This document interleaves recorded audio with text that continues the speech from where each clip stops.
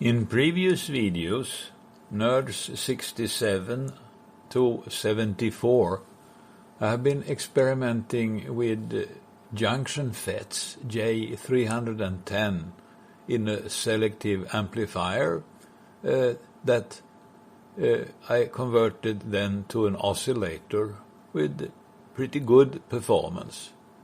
Now, it is said in the literature that bipolars are better. This is a candidate for the first amplifier stage with a single bipolar transistor, an MPSH10. And this looks promising. I have the interferometer with 30 decibels carrier suppression. And at 50 Hertz, that's here, I see 137.5. But there are many spurs, and suddenly the noise became much lower. And I have various phenomena you can see here. So many things have to be fixed before this can be used for a measurement.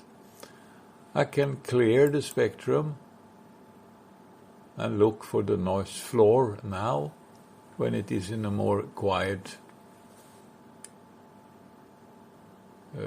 shape.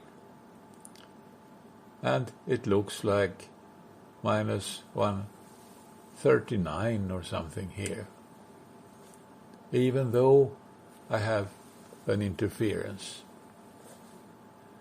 These spurs, they are strong enough to be visible in the waterfall, so I will run Linrad in a different mode and try to find out how to get rid of them. Here you can see spurs became stronger and then weaker again. What I did was to create a ground loop here, maybe more significant at that point.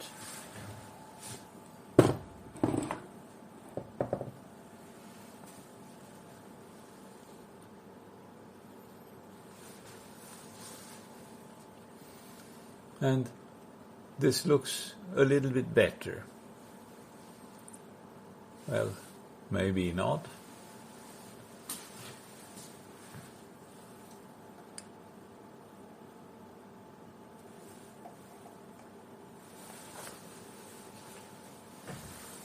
I just touch that BNC connector.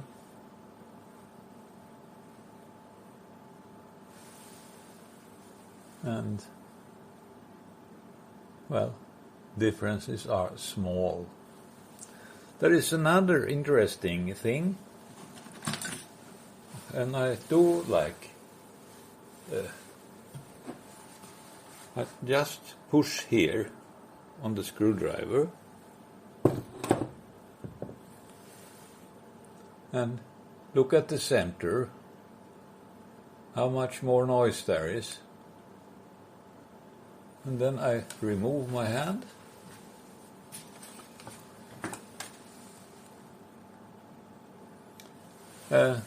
This is vibrations, I think, from me not holding very steady. And the reason is that the box has a very bad layout inside. The frequency is 10 megahertz, so from reasons of RF, layout is totally uncritical.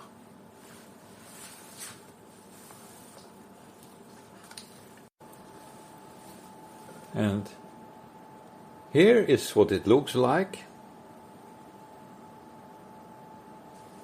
So it is very sensitive to vibrations. As it happens, it seems the sidebands became much better now. I can go to the correlation spectrum mode.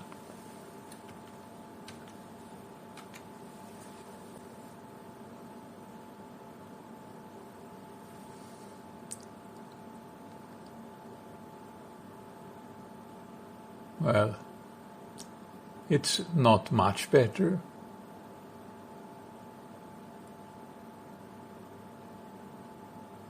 But I think it's a little different.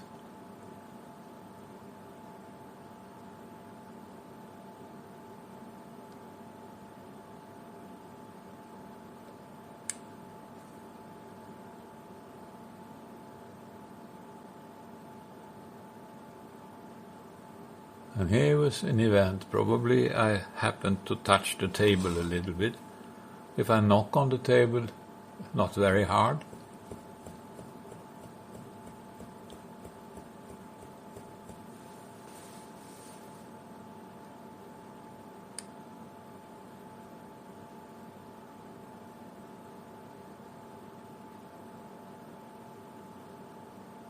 And processing is slow, but it's obvious I generated a lot of interference, you can see here. So I have to do a tidy up before I can find out what is the properties of the transistor amplifier. Here is the schematic diagram. A grounded base gives a very low impedance on the emitter.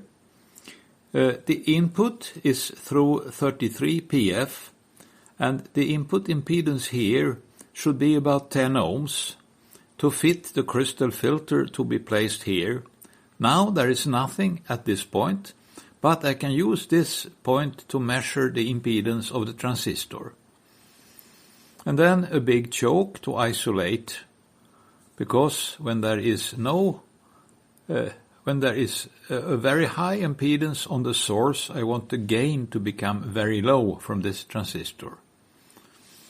The base has to be decoupled with a very low inductance capacitor close to the transistor. There are easily oscillations in the microwave region or high VHF above 1 gigahertz. And then there has to be a big capacitor for decoupling on 10 megahertz. 10 nanofarad wasn't enough, so I placed another one in parallel to it. A voltage divider, 10 kilo ohms, 3.3 kilo ohms to put a suitable base voltage. Tuning this coil, and then on the other side of the coil, 470 pf, gives an impedance here of about 50 ohms. And the emitter resistor, 430 ohms.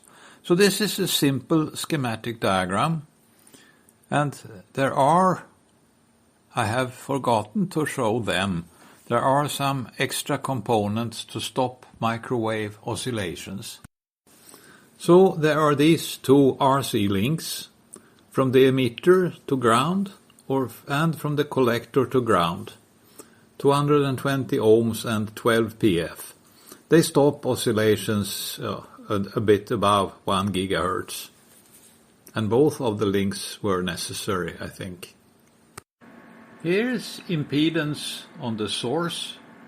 It is a little bit inductive, so I can tune the electrical delay to see what it would be if I cancel that. So this is something like 9 ohms, and the gain is 20 decibels. That's because I'm feeding now the source with a 50 ohm source of the network analyzer. Now I am feeding through the 33 pf capacitor, the mode that this unit will work in when becoming an oscillator, if I will do that with this design. The gain would be minus 4 dB for the first amplifier stage then. Here is the output impedance, pretty close to 50 ohms. There is a high level of close range noise now, as you can see here as well as here. What I can do is I just move this wire a little bit like that.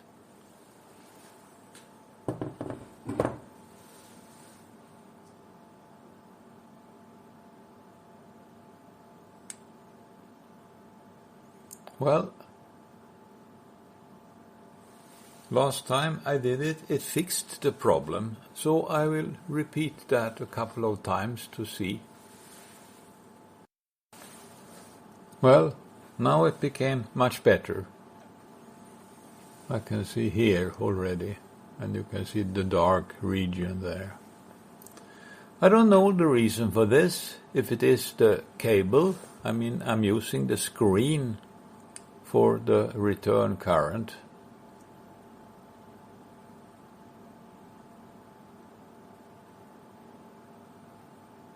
And now the noise is back. So I have intermittent problems. I have improved the mechanical stability significantly. I can knock on the table like that, and you don't see anything. I have replaced the tuning capacitor. Originally it was a plastic tube trimmer like this one, but now it's an air dielectric.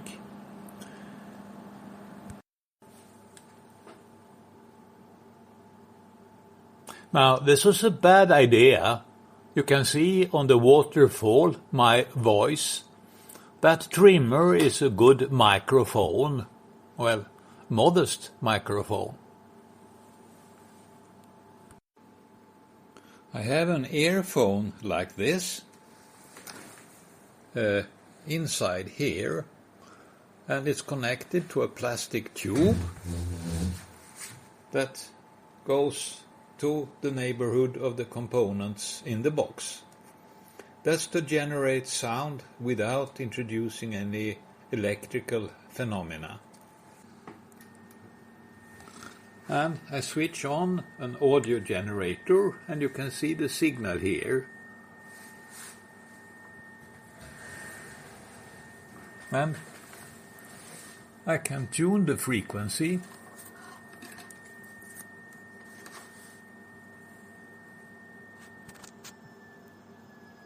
And you can see the frequency response varies.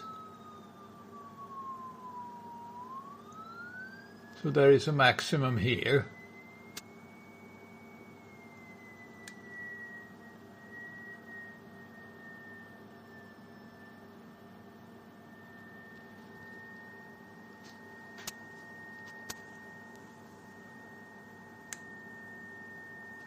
So I leave the audio signal like that, and then I use this plastic tube with some sound absorbing material on the top, and I hold it gently on this capacitor. And you can see it has a dramatic effect. But here, this is the output from the interferometer. So the carrier is suppressed by 30 dB. And here is the difference between two signals, and the difference is 30 decibels below. And when I hold that sound damping material on the capacitor, the effect is very small. So it is really the vibrations on this capacitor that I affect with this tool. So I placed another plastic capacitor. This one is with Teflon, and it is, I don't remember, maybe 25 pf, while the blue one was 120. So there is a fixed capacitor in parallel with this one, and as well as with the air dielectric one. When I look at the waterfall here, and you can hear that I'm talking now, but if I'm talking really loud, there is still some microphonic events here. Ow! So I can switch on that loudspeaker and look for the resonant frequencies.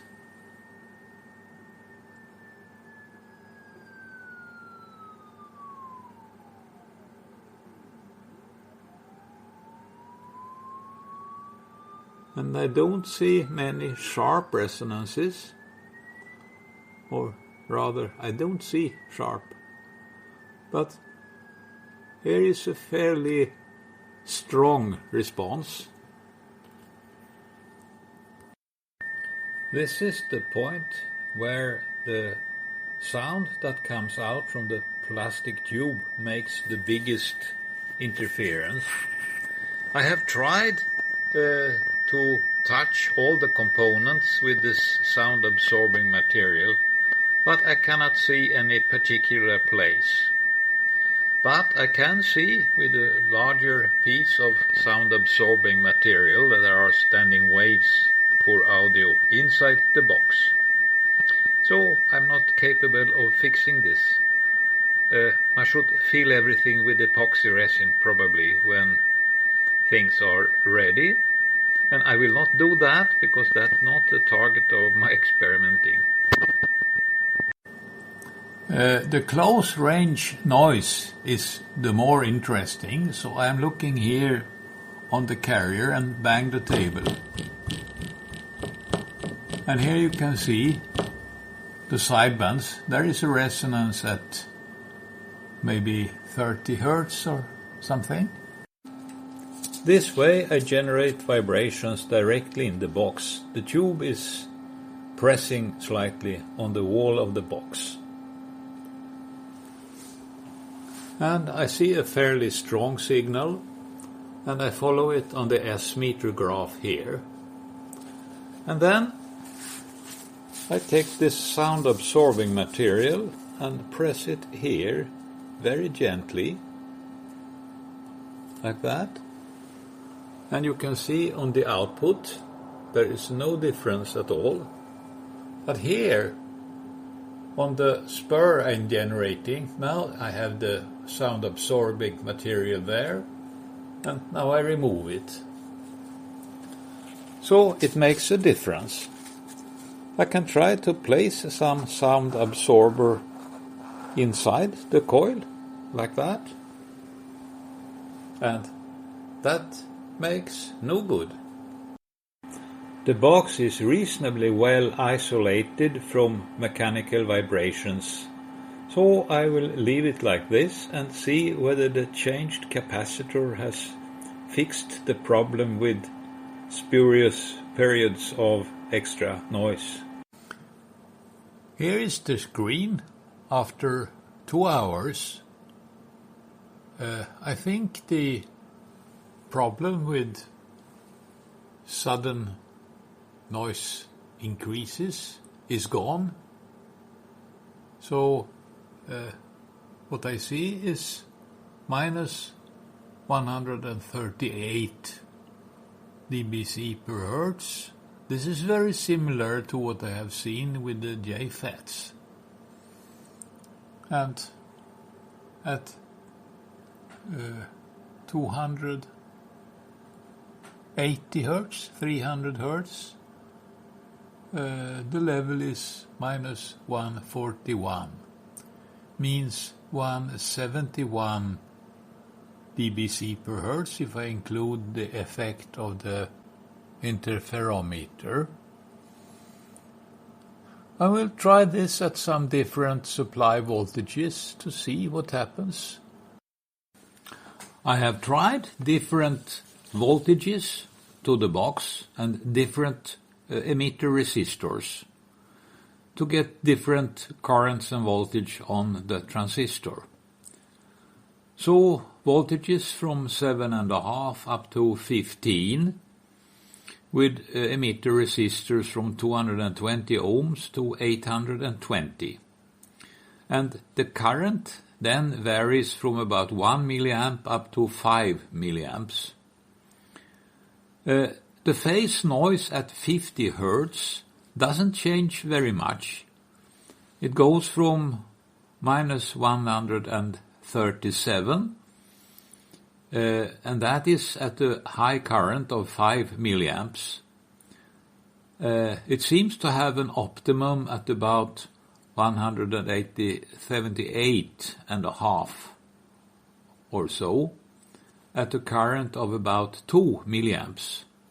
That is with 400 ohms in the emitter, and here a similar with the same current but with a higher voltage across the transistor, but the same noise. And amplitude noise at 50 Hz is also about the same as this optimum 2 milliamp current. At 3 kHz, the optimum seems to be at about the same current. For the first data points, I was also looking at the phase noise at 3 kHz separation with a resistor in the port where the crystal would normally be. The crystal is about 50 ohms, and that raises the noise significantly. A 2 kilo ohm resistor doesn't change it much. It goes from 140.7 changes to 139.1 when I put that 2 kilo ohm resistor on the emitters. The output impedance is nearly constant at a little bit more than 50 ohms, and the imaginary part 10 ohms, and this is independent of the current. But the input impedance is strongly depending. It goes from nearly 10 ohms down to about 3 ohms with a constant imaginary part. And the gain does not change much, and the phase does not change much either. And I didn't measure these parameters for all the different voltages, but with very little current and a low voltage, the amplifier is overloaded. So the interferometer, when I switch on from 30 dB attenuated to the full signal, the balancing goes completely wrong because the amplifier saturates. I have tested some other transistors. The first one, the MPSH10, very high frequency. Then BF199, and it is similar. And then something 2N2857. And the last one, BF240. This seems to be a little bit better than the other ones. And it goes all the way down to minus 140.5 for a 12 volts supply. I didn't measure the current, but at 13.4 it is 2 milliamps. So it is a similar current. 2.5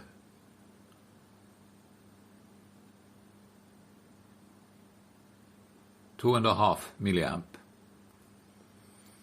The noise at wide separation, minus 142, not much depending on the current.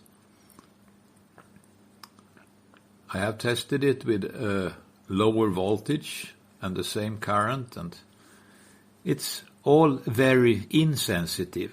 I didn't check the impedances because I assumed they behave as with the MPSH10.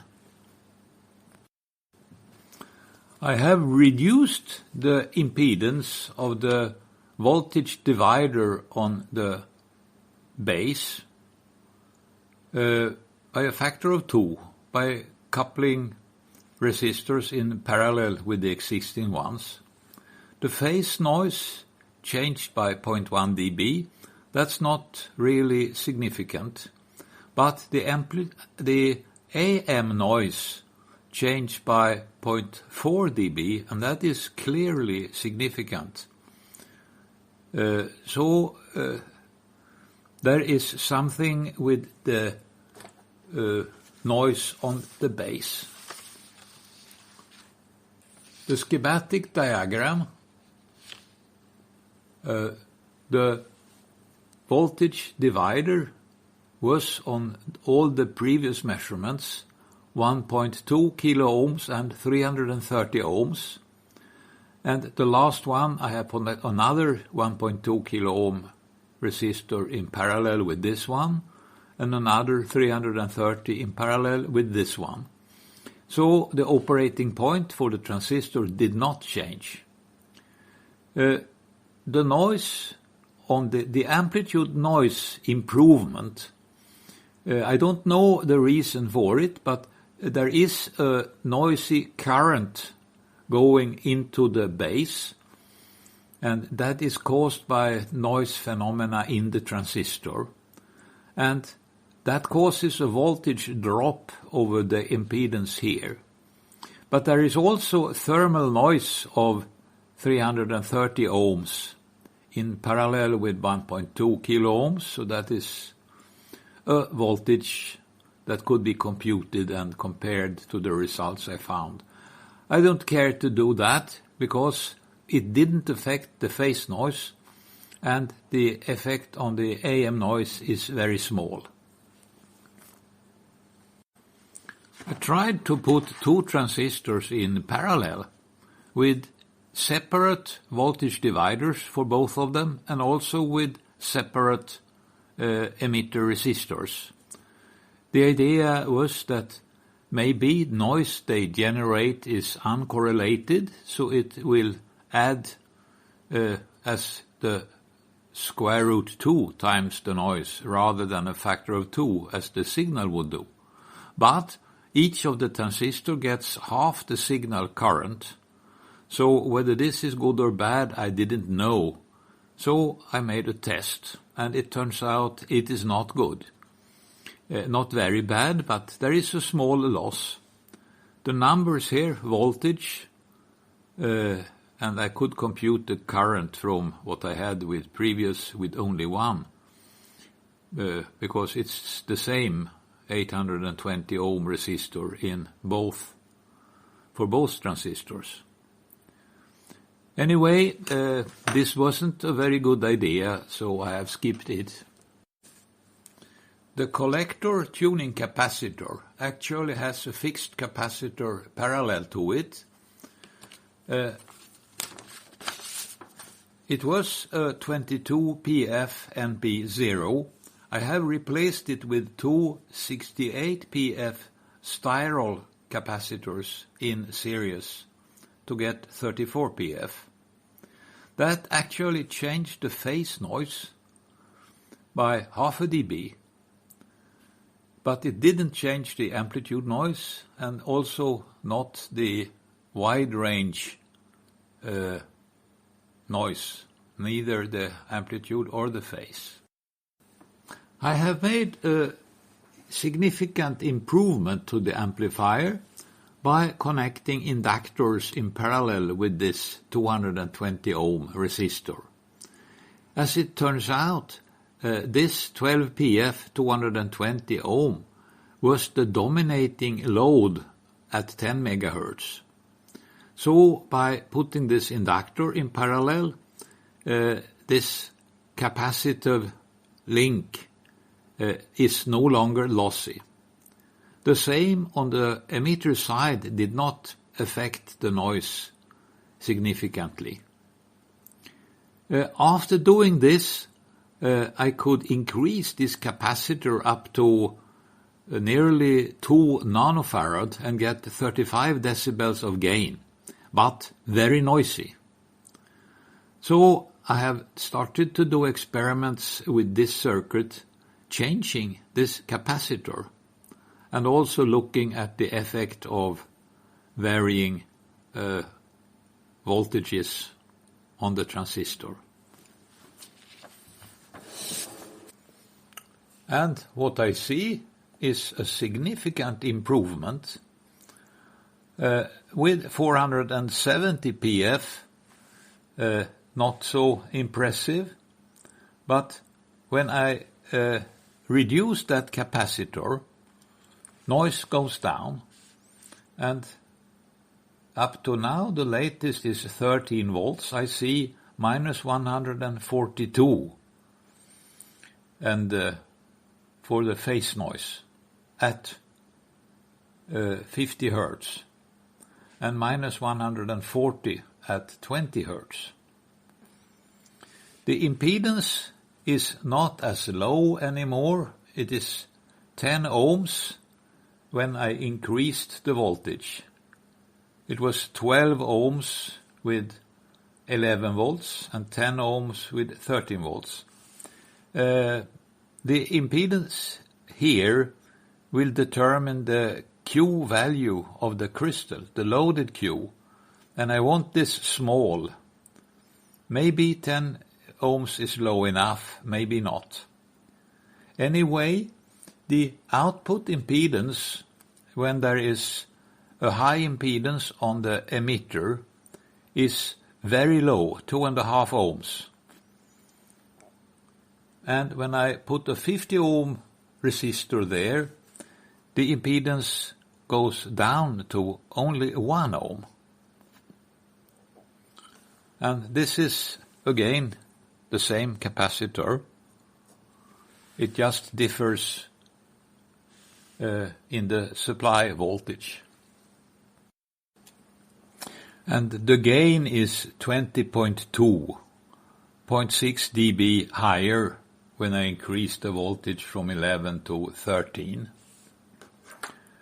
This looks very promising, and I think it's time to proceed more towards making the selective amplifier based on this last line on how to operate the transistor and which transistor to use.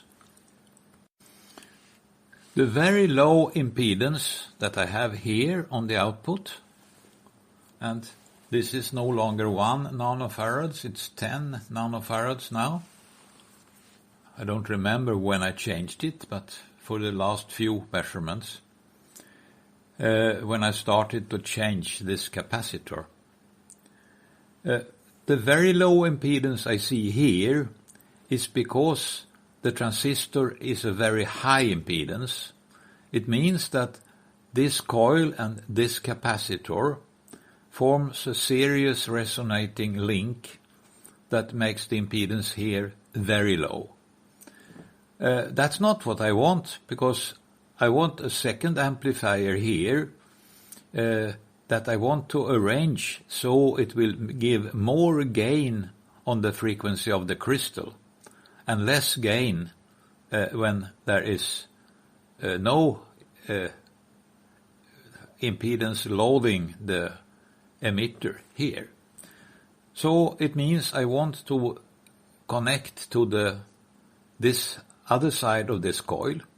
So I will note what is the voltage on the collector with this configuration, and then find where to tap on this coil to get approximately the same voltage on the collector, and then check that I still have the same performance. The schematic diagram now looks like this. It is very similar to the circuitry I had with field effect transistors. So there is a coil on the output with a tap on it.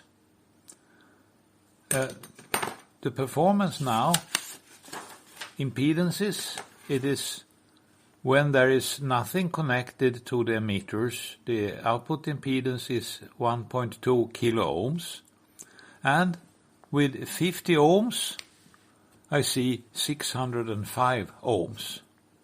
So impedances are very high, the real part. And I have to load this amplifier with 50 ohms to get the noise performance and the input impedance that we see here. The gain is 19 dB. It was 20.2 before, so I have a little bit more loading on the collector. The input impedance is 15 ohms. It has risen more than expected. with the imaginary part 2.7 ohms only.